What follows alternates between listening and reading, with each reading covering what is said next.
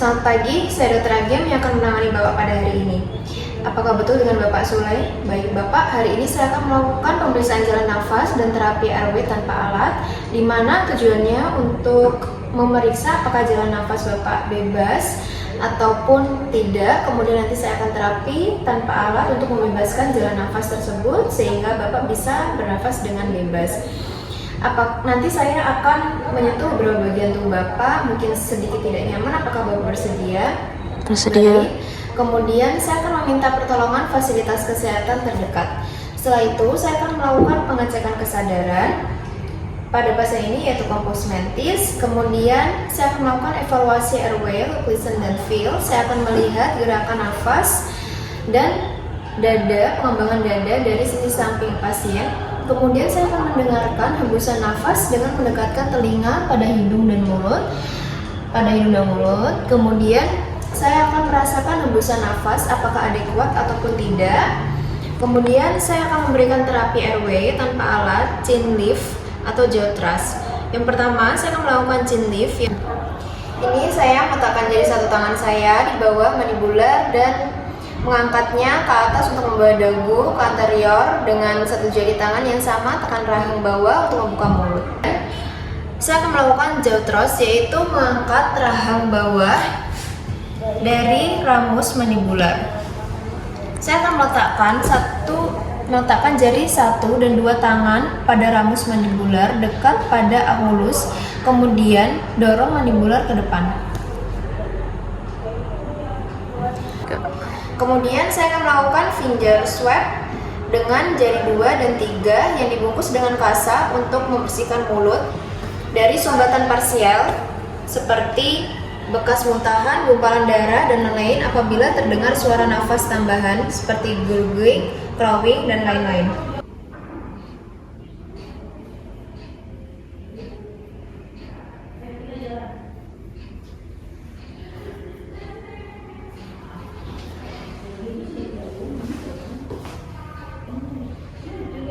Kemudian saya akan melakukan proteksi tulang belakang pada cervical. Saya akan memposisikan diri berada di atas pasien, kemudian jepit kepala pasien dengan menggunakan lengan bawah segitiga telinga.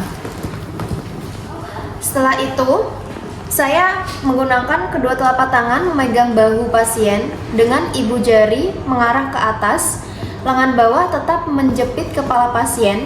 Kemudian meminta bantuan dari asisten untuk mengambil collar brace dan bantal pasir. Ujung collar brace yang ukurannya sesuai dimasukkan dari belakang dan sedikit melewati leher. Kemudian tangan penolong yang lain dipindahkan ke sisi lateral kepala secara perlahan, sementara penolong yang lain membelitkan bagian collar neck yang menekuk pada dagu. Kemudian saya akan merangkatkan kedua sisi collar neck yang lain. Kemudian saya akan mengevaluasi collar brace, jangan terlalu ketat ataupun terlalu longgar. Dan saya akan memasang bantal pasir di kedua sisi leher. Kemudian saya akan memperhatikan posisi dan kenyamanan dari pasien. Pada pasien sadar dengan kasus tersedak, saya akan menangkap pasien sebisa mungkin sambil merangkul dari belakang. Jika sumbatan jalan nafas dalam kategori ringan dan pasien masih bisa batuk, dengan efektif motivasi pasien untuk batuk.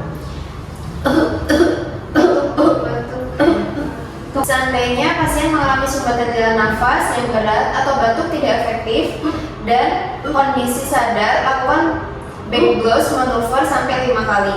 Lakukan hentakan mendadak dan keras pada titik silang garis antar belikat dan garis punggung belakang dengan menggunakan telapak tangan.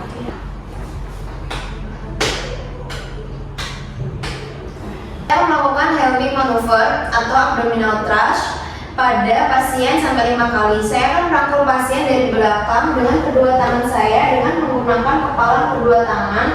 Kemudian lalu saya akan berikan hentakan mendadak pada ulu hati. Untuk pasien bayi dilakukan chest thrust.